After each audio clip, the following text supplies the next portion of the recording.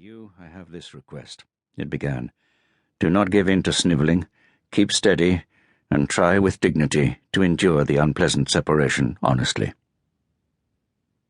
But when Zhukov reached Moscow by train the next day, he was not arrested or taken to the Lubyanka prison. He was told to report to the Kremlin to see Stalin's old crony from the 1st Cavalry Army in the Civil War, Marshal Kliment Voroshilov, now the People's Commissar of Defense. During the purge, this mediocre, faceless, intellectually dim soldier had strengthened his position by zealously eliminating talented commanders. Nikita Khrushchev, with earthy directness, later called him the biggest bag of shit in the army. Zhukov heard that he was to fly out to the Soviet satellite state of Outer Mongolia.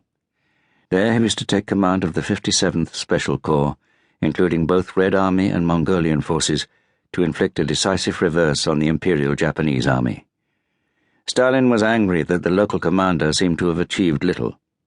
With the threat of war from Hitler in the West, he wanted to put an end to Japanese provocations from the puppet state of Manchukuo.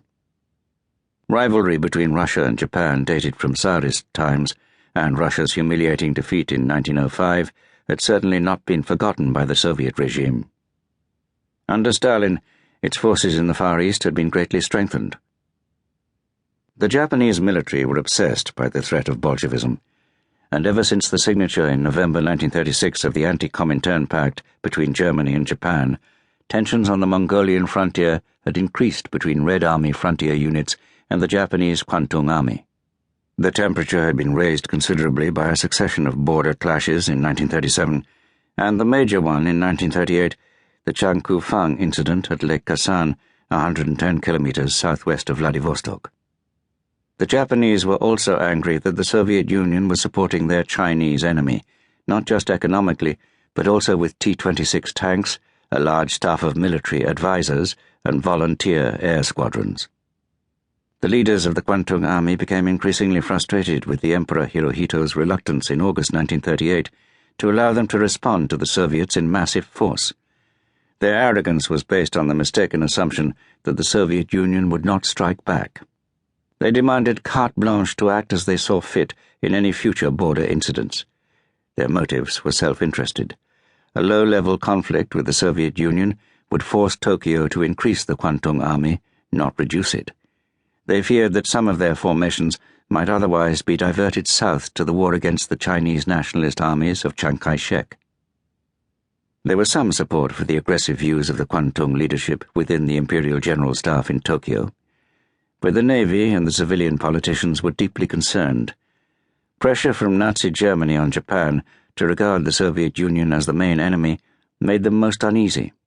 They did not want to become involved in a northern war along the Mongolian and Siberian borders. This split brought down the government of Prince Konoe Fumimaru. But the argument in senior government and military circles did not abate as the approach of war in Europe became self-evident. The army and extreme right-wing groups publicized and often exaggerated the growing number of clashes on the northern frontiers. And the Kwantung Army, without informing Tokyo, issued an order allowing the commander on the spot to act as he thought fit to punish the perpetrators. This was passed off under the so-called prerogative of field initiative, which allowed armies to move troops for reasons of security within their own theater without consulting the Imperial General Staff. The Nomon Han incident, which the Soviet Union later referred to as the Battle of Khalkhin Gol after the river, began on the 12th of May 1939. A Mongolian cavalry regiment crossed the Khalkhin Gol to graze their shaggy little mounts on the wide, undulating steppe.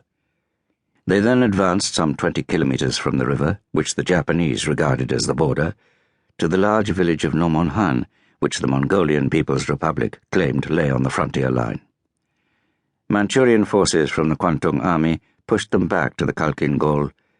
Then the Mongolians counterattacked. Skirmishing back and forth continued for about 2 weeks. The Red Army brought up reinforcements.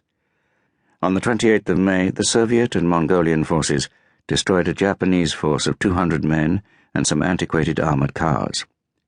In mid-June, Red Army aviation bombers raided a number of targets, while their ground forces pushed forward into Nomon Han. Escalation rapidly followed. Red Army units in the area were reinforced by troops from the Transbaikal military district, as Zhukov had demanded after his arrival on the 5th of June. The main problem facing the Soviet forces was that they were operating over 650 kilometers from the nearest railhead, which meant a huge logistic effort with trucks over dirt roads that were so bad that the round trip took 5 days. This formidable difficulty at least lulled the Japanese into underestimating the fighting power of the forces Zhukov was assembling.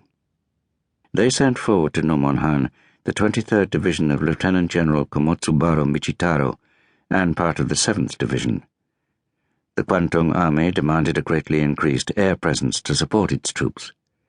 This caused concern in Tokyo. The Imperial General Staff sent an order forbidding retaliatory